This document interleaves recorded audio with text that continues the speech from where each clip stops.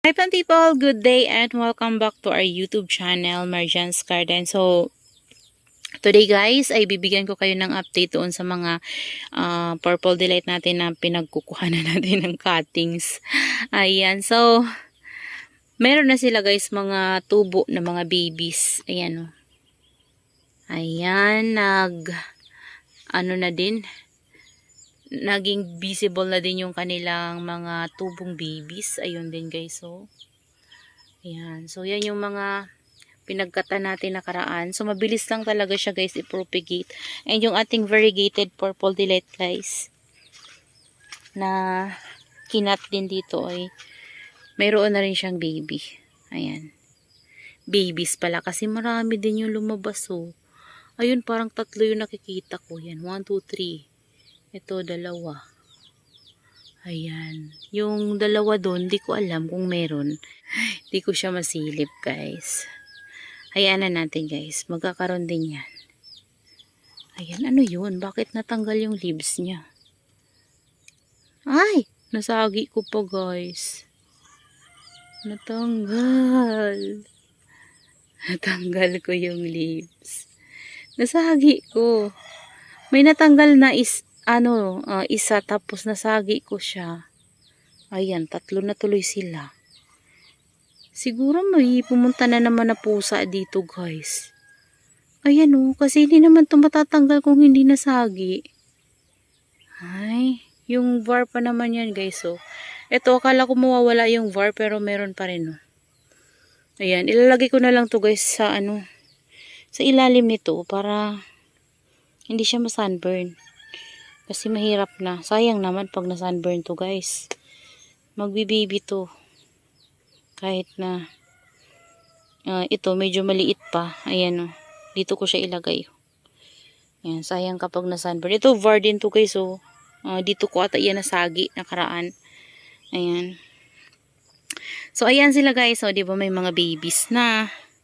Ayan. Yun o yung mga una kong nakat guys. So tingnan nyo o. Charan.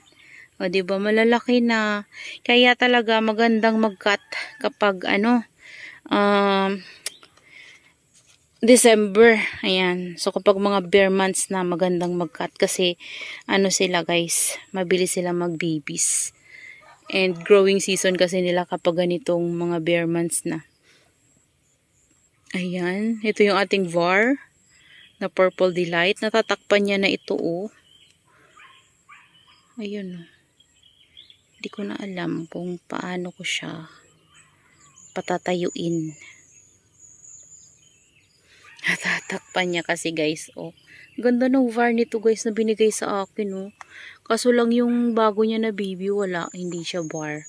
Yung kinat ko siya guys eh. Yung baby niyan hindi var. Tapos kinat ko, kala ko magba-var, hindi din. Hindi din siya var. Ayan oh, tingnan nyo guys yung ating mga purples dito guys. So yung ating super bomb, super tataba as in. Oh. Ito na yung ating variegated na super bomb. Ayan, ito hindi siya full bar. Kala ko full bar siya guys, pero hindi. Yun yung full bar oh. Halata mo talaga yung full bar, parang nagpipink-pink pa yung leaves niya guys. Ito hindi oh, maganda yung variegation ng baby na binigay niya sa akin. Ito leaf rope ko lang guys oh, and napapansin ko yung new leaves niya guys, meron din var. Kasi ito parang palaki na siya guys oh. Ayan, lumalaki na siya. Excited much na mapalaki ko ulit siya. Ito yung pinakamatanda ko guys na super bomb dito sa aking garden. Ito pa yung mga dati ko pa na super bomb. Ang lalaki ng rosette nila guys. Ayan o. Lalo na yun o. Yun o. Nakatago o. Ayan. So, minsan, yung mga iba natin na viewers ay, sabi ay nalilito daw sila sa mukha ni Super Bomb at saka ni Purple Delight. Yung po natin, yung Super Bomb natin ay, ganito yung rosette niya. Pa-flat siya. Ayan o, flat. Ganyan. Yung ating naman, yung ating Purple Delight naman ay, hindi siya flat. Ayan o. Pataas yung kanyang rosette o. Hindi siya flat. Ayan, tingnan nyo guys. So, ganyan yung rosette niya, hindi siya flat. So, yun yung difference nila guys. Kaya mapapansin nyo din. And yung leaves guys ni Purple Delight, machabi. Ito, yung ating medyo panipis siya. Yan, manipis yung leaves ni Super Balm. Ayan, ang laki nito guys. So, ito guys yung na fungus dati oh.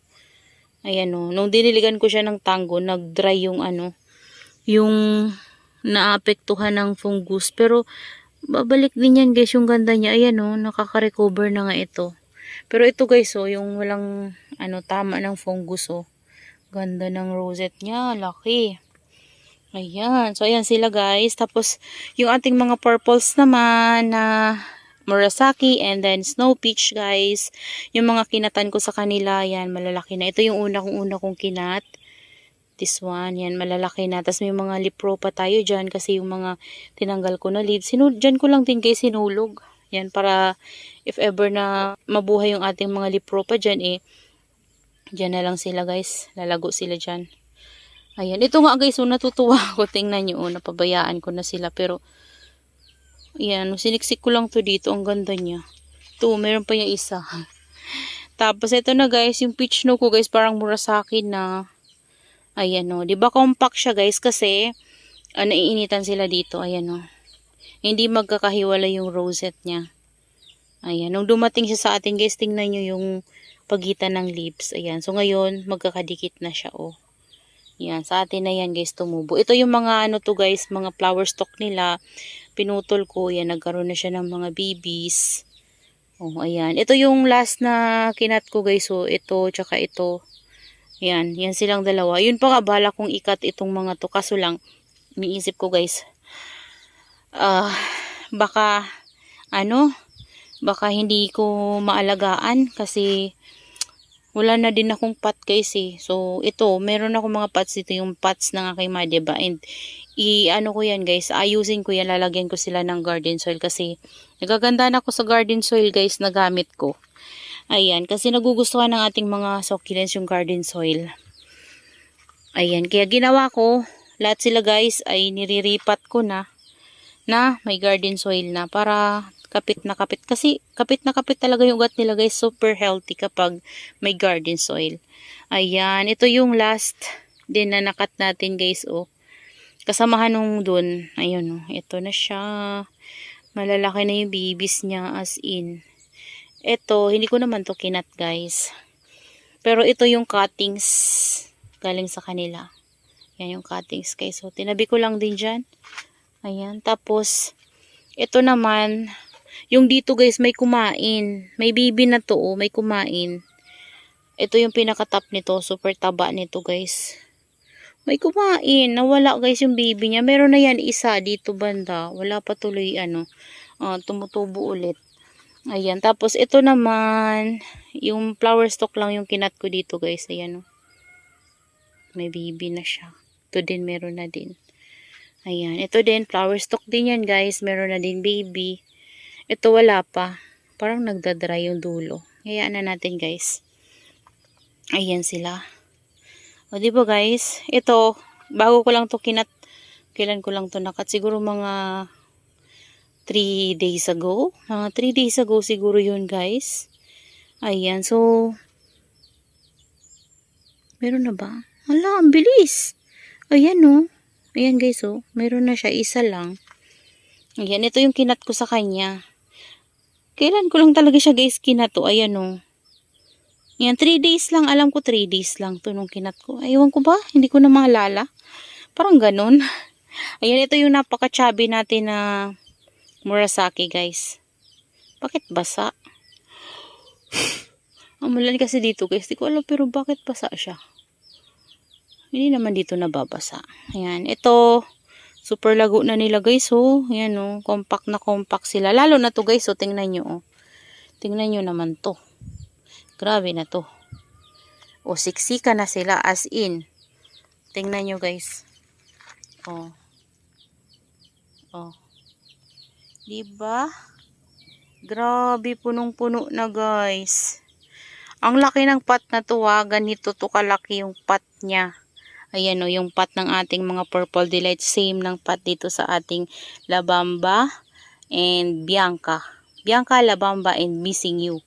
Ayan.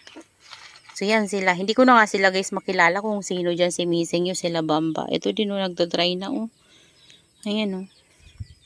Ito mga propa ko lang to guys, mga lip propa ko ng RZ. Ayan siya. Tapos, dito guys yung mga purple delights natin na mga nakatanding guys. O diba? Malalaki na yung mga babies.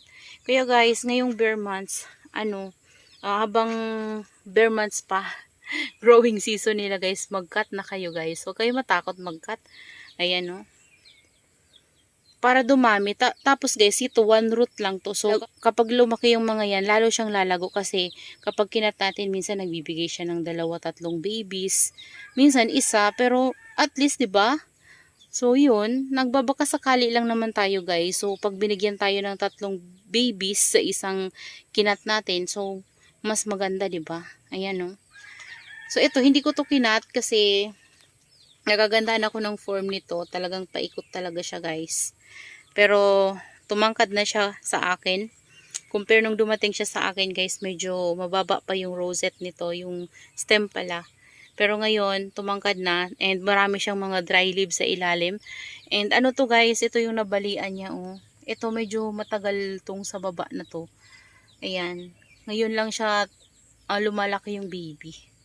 Yan guys. And ano yan, Purple Delight yan na galing kay Ma'am Nida na kasama yung original soil nila nung tinanim ko sila dyan. Hindi ko na sila guys ginalaw. Ayan. So, marami na oh. Ayan oh, mayroon na din tong pimples. Ewan ko kung makita nyo guys. Nagre-reflect na yung sunlight. Lumabas yung sunlight guys. Yan, kanina makulimlim kasi ng konti. So, ayan sila guys. O, diba, ang gaganda nila. Ayan, so ayusin ko pa sila dito. Yung mga, ko nga dito guys, so ayan o, tingnan nyo o.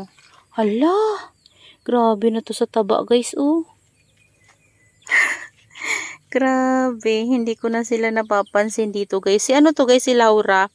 Yung kung naalala nyo yung one head ko na Laura guys, na malaki, na napalaki ko talaga. Ito na yun siya. Super jumbo na niya guys. At 4 heads na siya. Ayan o. Grabe na guys. So, tingnan nyo naman oh, yung leaves niya oh. Nababaliko na kasi sobrang tataba. Ito din. Ang laki na din. Grabe guys. Ito, palaki na rin siya guys oh. Ayan oh. Hala, palaki sila. So, yun lang guys. Share ko lang sa inyo yung ating mga purples dito. Ayan. So, yan na lang muna sa ngayon guys, yung mai-share ko sa inyo. Yung mga nakat natin guys ay okay naman sila at binigyan tayo ng mga babies. So, super happy kasi lalo silang dadami.